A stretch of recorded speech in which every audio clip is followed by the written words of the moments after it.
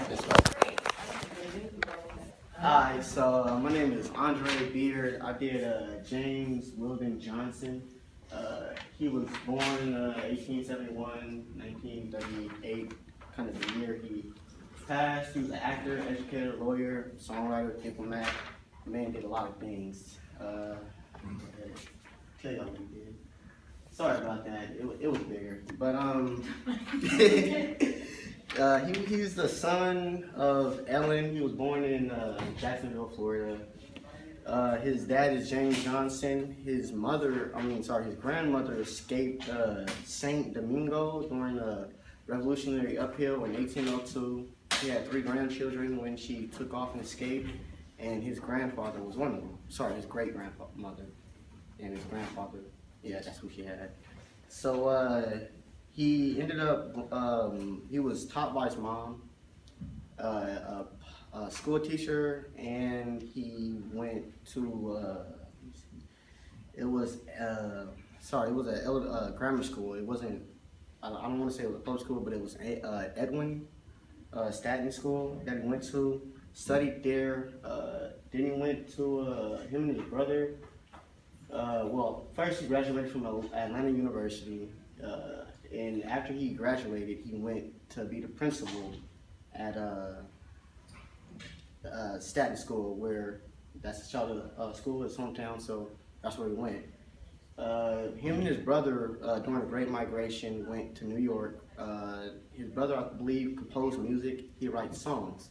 So they went to New York, and they made music. They got some recognition. Before he went to New York, he did pass the bar exam to become a lawyer, and he was like the first African American to pass the bar exam in Florida. So I guess he had some name recognition, which is important, because in 1906 he abandoned songwriting, and he just had a busy schedule. In 1904, he participated in Theodore Roosevelt's campaign. After Theodore became president, he appointed him to United States Council in Venezuela. 1906 from 1909 was a year, so from 1909 to 1913, he went to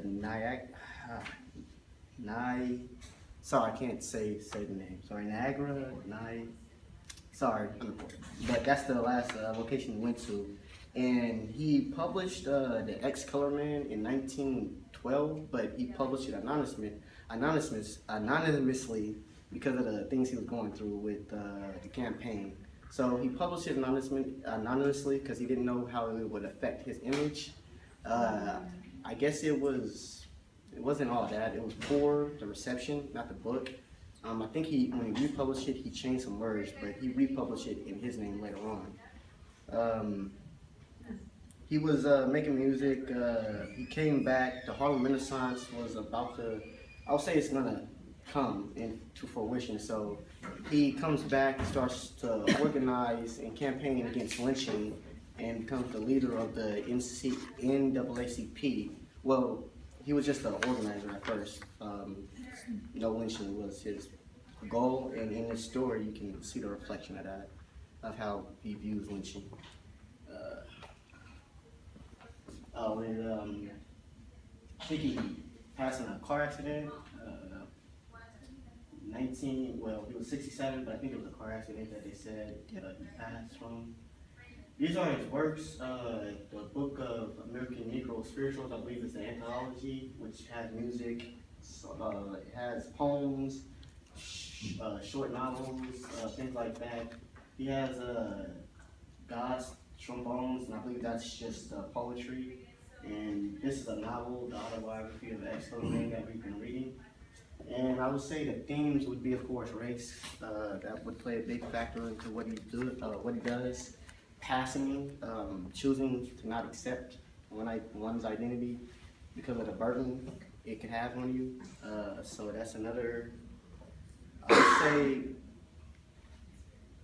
tragic. It's kind of the same thing as tragic mulatto, which is like the same thing as passing. You're not accepting your identity for a certain reason, and it has specifically to do with white and black, really. But instead of writing, a whole bunch of bullet points on themes. I thought to sum it up. This article, Thomas Morgan, the article is called the City Refuge, Constructing Urban Blackness, and Thomas is a lecturer at Tennessee University. And he basically said in the late 19th century and early 20th century fiction, the majority of African American images in popular fiction were confined to Southern-based pastoral depictions that restricted Black identities to stereotypically limited and historically regressive ideas, exemplified in characters like Zip Coon, Sambo, Uncle Tom, Jim Crow, and Mammy Jane. The plantation tradition inherently connects blacks to the country by marking them as restrict, and blacks are seen as simple, primitive people who needed the protection of their beloved whites they serve. And he gives examples with the characters, but when we look at this particular character, what he went through, you can see he had more intelligence than was a simple-minded person. And he was comparing Paul DeBar's, the god of the Sport of the Gods, I believe, story, and autobiography of ex-colored men to compare the differences between what they add in their literature for black people and before what black people were in their stories. So he said their text helped transform the representation possibilities that the city offered to African Americans by challenging the established narrative convictions that that were being used to portray blacks, the same conditions that up to this point had conditioned African Americans' access to urban space. There's two good examples in the story that I would like to use. One, the main character. The main character, of course, we know he has light skin, so he's able probably to get away with more than the other,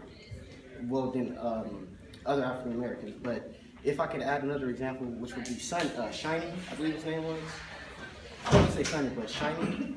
So he's an African American who uses school. So he went to school, became a professor, teaches at an all-black college, university, and that's how the story tells Shiny character. So I guess he embraced his heritage, or his blackness, and the quote at the bottom stating they use their urban space to identify themselves is really reflected upon him and the character, not being primitive people, simple-minded. And I only one more slide, I believe. I wanted to go into the book as a whole. I want to show you the different shades of blackness. Frederick Douglass, his mom was African American, I believe. I don't believe he knows his father. He said there were whispers of his father being the owner of the plantation, so father could be white. I believe his grandmother was Native American, so he also got that. Probably why his hair is curly. Malcolm X, his dad was African American, his mom was white, and his hair, like mine. But if you were to look at Frederick Douglass and Malcolm X, you'd probably see him big black. Logic, I didn't know he was black. He said it in the interview. So the story, I guess, is speaking of what? Huh? Yeah, Logic is black. He's biracial. Yeah, his mom is white and his dad's black. Yeah. Oh. So the story is, I guess, looking at he raps, so I guess he accepts his blackness. So the story is about a character who deals with that, and I just want to, take a little more time. Well, not that much. Just I wanted to read a quote. It's on page 846, and be off.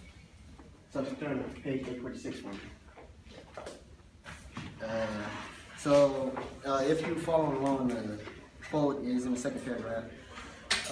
This idea of making a Negro out of yourself is nothing more than a sentiment, and you do not realize the fearful import of what you intend to do. What kind of Negro would you make now, especially in the South? If you had remained there, or perhaps even in your club in New York, you might have succeeded very well, but now you'd be miserable. I can imagine no more dissatisfied human being than an educated, cultured, and refined colored man in the United States. I have given more study to the race question in the United States than you may suppose, and I sympathize with the Negroes there. But what's the use? I can't right their wrongs, and neither can you. They must do that themselves. They are unfortunate in having wrongs to right, and you would be foolish to take their wrongs unnecessarily on your shoulders. Perhaps someday, through study and observation, you will come to see that evil is a force. And, like the physical and chemical forces, we cannot annihilate them. We may only change its form. We light upon one evil and hit it with all the might of our civilization, but only succeed in scattering it into a dozen other forms. We hit slavery through a great civil war.